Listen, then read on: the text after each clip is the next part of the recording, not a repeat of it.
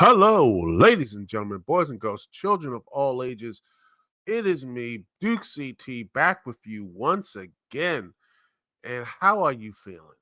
Hope you're feeling good. Hope you're feeling blessed on this Thursday evening.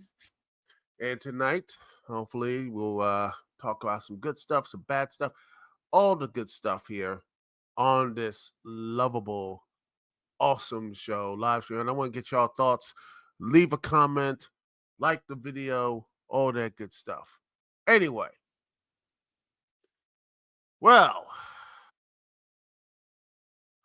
well, I'm not really surprised at this whole mess, actually. Some would say, are you surprised by this? No, I'm not.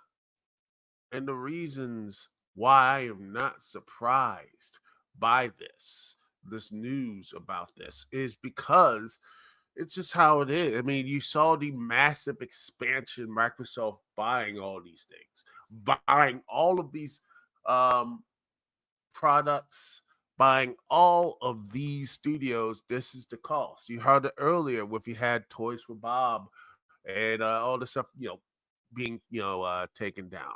But here, this is not really, some people were surprised. Like it's shutting down four. By the way, here's the story: Microsoft is selling four studios. Tango GameWorks, the developer of the award-winning Hi-Fi Rush. The Tokyo studio is alongside Texas-based Arcane Austin and Canadian developer Alpha Dog Studios. Wisconsin-based Roundhouse Games will be absorbed into the Elder Scrolls Online developer ZeniMax Online Studios.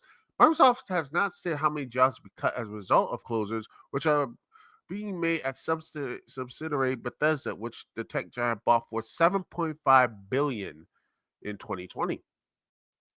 I just want to say I love all the people at Arcane Austin so much. Studio head Harvey Smith on a post on X.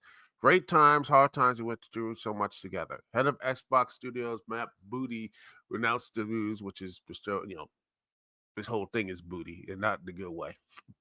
He said, said staff said by the, seen by the BBC. He said the movement was meant to, as a endearing development on Arcane's Austin Games Redfall, with some of the members of the team joining other studios. The company plans to provide make good offers to players who have pre-ordered to download content to the game that will never now see the light of day. This is, more stuff like this. It is the game industry, which is, people need to realize something. And I think we need to, this thing has to realize that the video game industry is pretty much, at this point, it's basically following the same trends as the Hollywood the Hollywood. You know, they're following the same version of Hollywood. Hollywood is basically following the trend. I mean, they're doing the same things, buying out studios, buying out these places, doing the stuff here. And I'm not even surprised. People are like, "Are you surprised? Are you surprised?" No, I'm not surprised, because this is what happens. This whole experience and this big growth, eventually, you will this will be, um, this will be this type of this money making and stuff. Just they will become over bloated, and these studios are going to be the ones taking the. I mean, you look what's going on now. I mean, right now, you see here. Let me just get this thing up here. I mean,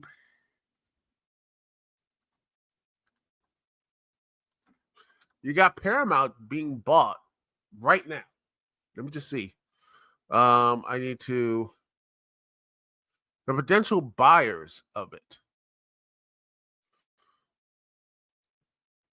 You know, this is a week ago. Let me just look at this stuff here. It was a week ago, ladies and gentlemen. A week ago. Let me just share this thing. You have Sony Pictures and a private equity firm is interested in buying Paramount for $26 billion.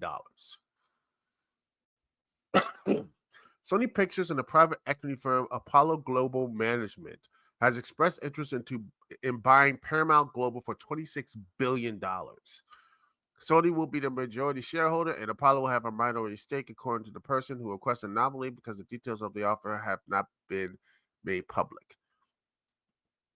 And you see, Paramount's basically, they're I don't know, the journal has been they've been doing a merger with Skydance. There was going to be talking to Warner Brothers, um, with Discovery to do all this stuff. Remember back in, I think in December, I was buying Christmas presents for my family, and I sat there and I was listening to, I think, In the Weeds, I believe, so, like Sean Ross Sapp's show. And I heard this, and they were like, and I looked on Twitter, and I was like, what in the world is going on? I mean, what is going on when you have a culture of this? This is a horrible culture of this buying out all these things and everything, and then you get stuff. Like I said, this is again the buying out of these things, and then they fire all the people because they're redundancies, and then by the time realize they're not making much of a profit, they just shelter out and buy. See AT&T, you see this stuff with when you have the Viacom, CBS stuff happening, all this stuff. They go back and forth. It's a horrible system. It's a horrible system, and it seems when you look at when you look at the Microsoft stuff. And here's the funny thing: Xbox Game Studios said Microsoft needs smaller games that give us prestige and reward.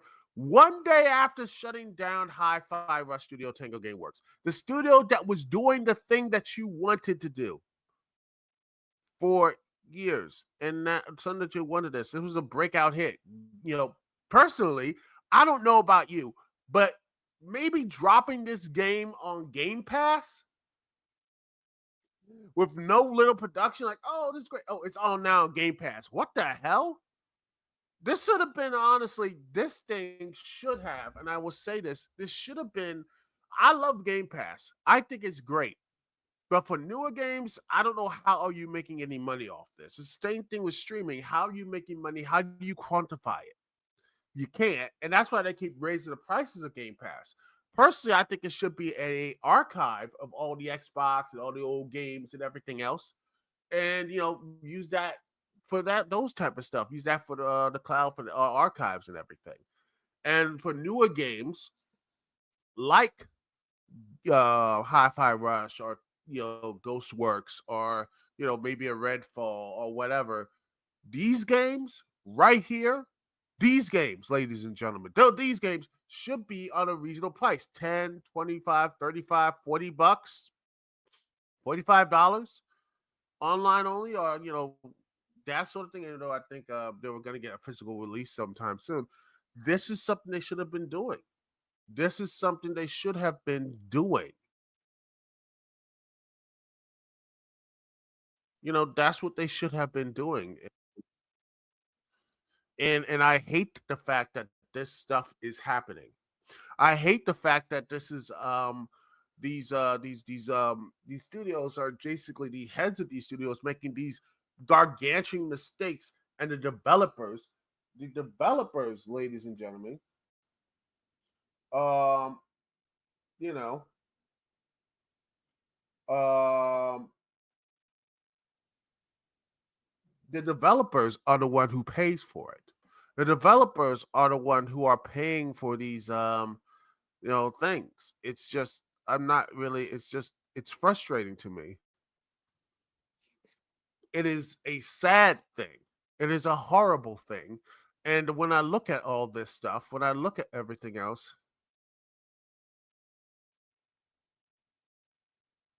is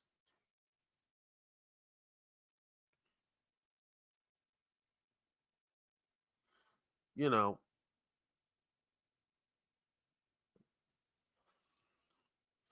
it's just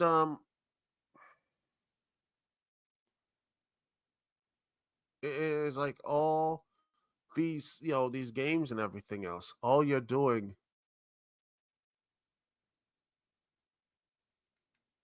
you know, um, building these people up, making good games and everything else. Being, you know,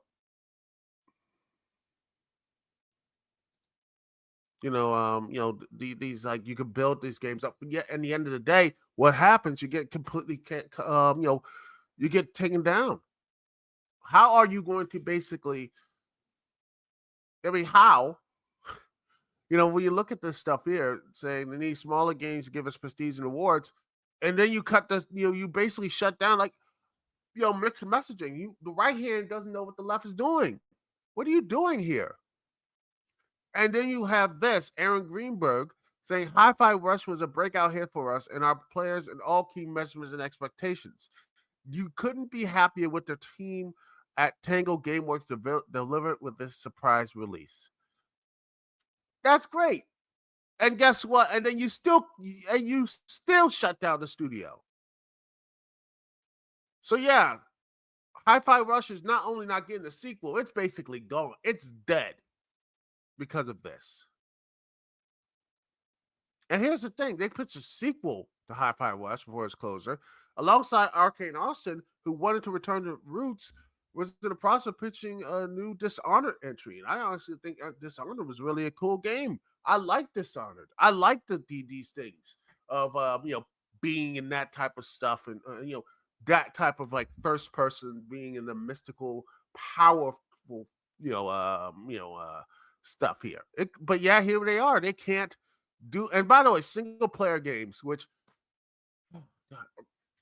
there's another issue here, because online, look, I like online multiplayer stuff. I have Fortnite. I play it semi regularly, sometimes, perhaps people. It's a fun time. Who doesn't love a little Fortnite now and then? And there's other good online shooters. I mean, T Fortress 2, Counter Strike, the old stuff. But I mean, like, there's other stuff out there. You can name them there. Leave something in the comments about how fun they are. There's some fun shooters there, but they're not going to be there forever. And I think there should be some fun offline, like, single player games that are offline. Hi-Fi Rush was like that. That's sort of the games they should be pushing, but they're not. They basically telling them, "Oh, we want, smaller games to give us prestige and awards." But yet here what this one is that did the thing, who did do that type of stuff, and now guess what? Bye. It's over. It's over. And again, when I look at this thing right here, the surprise release, with a sentence, we could not be happier with what the team at Tango Gameworks delivered with this surprise release. Yeah, that drop on Game Pass. That was the stupidest thing. Like I said, I love Game Pass. I'm repeating myself because this was probably what killed the studio. This is probably what killed it. Is because they're trying to pump up Game Pass instead of, like, selling this thing on. If you wanted to put it on Game Pass, wait, like, treat it like a studio, like, it used to be the old studio movies things. Like, let it wait for 2 or 3 years. Let it be on the physical stuff and physical or digital for 3 or 4 years. Then after that, it could be available on Game Pass in 3 or 4 years. You know, it's right that you could do 3 to 4 years of Game Pass. That's what they should be doing. I think at the end of the day, that's the story you can put. That's the situation they could do. But instead, rushing this on Game Pass, rushing this on this, like I said, the surprise release on Game Pass probably hurt a ton of sales, and locking it down to being an Xbox exclusive until recently. But let me tell you, if this was on a game, the Switch or the P, I mean, let me tell you something. This was on the Switch. This would be a huge game. This would be a big hit, really good smash. Probably make some good money for Tango Studios if they did that, like Ori or whatever, like that game right there. And it frustrates me that when you have studios like Microsoft, who have all this money and buying out these studios and everything else, which was a at the end of the day, buying out Activision, Bethesda, and all these other places and all this stuff, and all these other studios. Eventually, this is what happens when you don't have,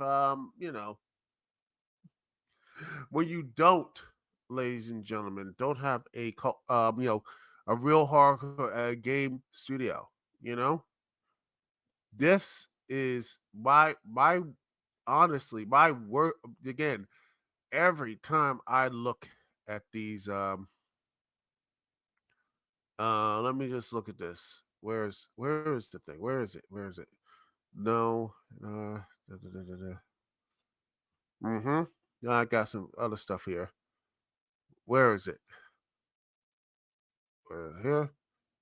Da, da, da, da, da, da, da. Uh-huh. Mm-hmm. Switch to stuff, which looks interesting. But I know I had this. It was a poorly aged thing. Gosh.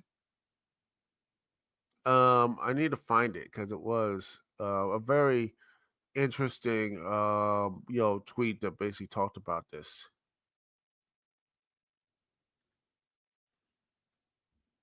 Ah, here we are. Let me see if I could get the stuff here. Oh, here's one. Here's one here. Let me share this tab here. Yep, that's one. You can put this here.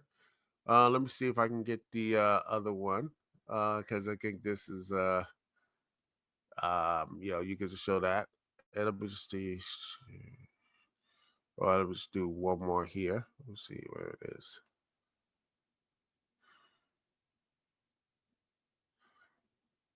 Da, da, da, da, da, da, da, da, da.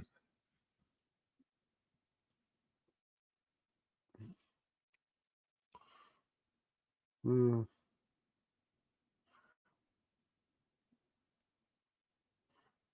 Let me see. I know it has to be here because I remember this.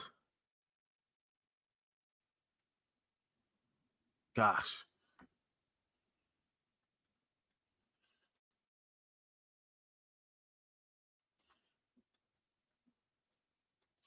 I know I saw it somewhere.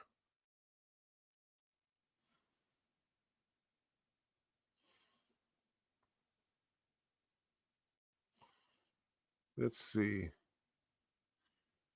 Um, let's see. Where is it? Because you know, where is it? I know this is something here. Where is the yeah, this stuff here? Because again, remember they were going to um they were the Microsoft was going to buy Nintendo at that point once upon a time. Once upon a time they were going to do that. They were going to buy Nintendo. Um they were going to. And they were going to. And honestly, could you imagine if that happened? Imagine if it was going to happen that Nintendo was going to be bought by Xbox, and you know yeah, at this point when you look at it's sad that this is meanwhile you have um you know these other companies doing that. Sony with this mess ups and Nintendo is looking to do the switch too, which is so sad. This is again, I don't think Nintendo can do all this stuff by itself. Yeah, you know,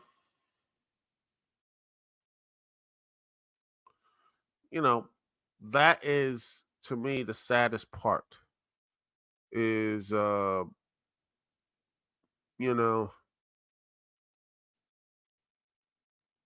it's a sad part that is that Nintendo can't really, like I said, I don't think they can because I think Microsoft they're gonna I don't know because again they don't have exclusives.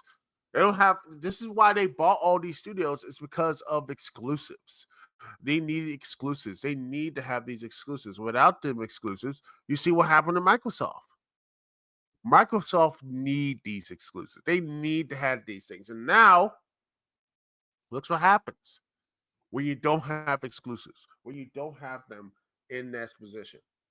But that's what it is. That's what they at the end of the day, at the end of the day,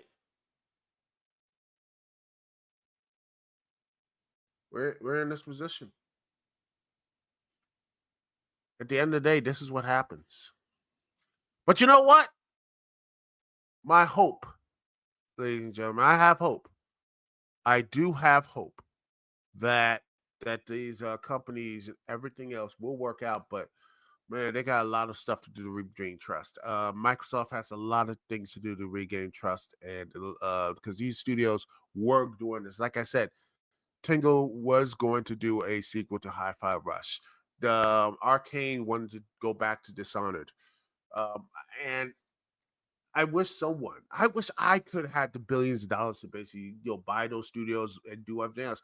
Maybe they will have other people bring back and go and independent studios again. Maybe we'll have a independent studio rush, and maybe people will start building their own game engines again. Who knows?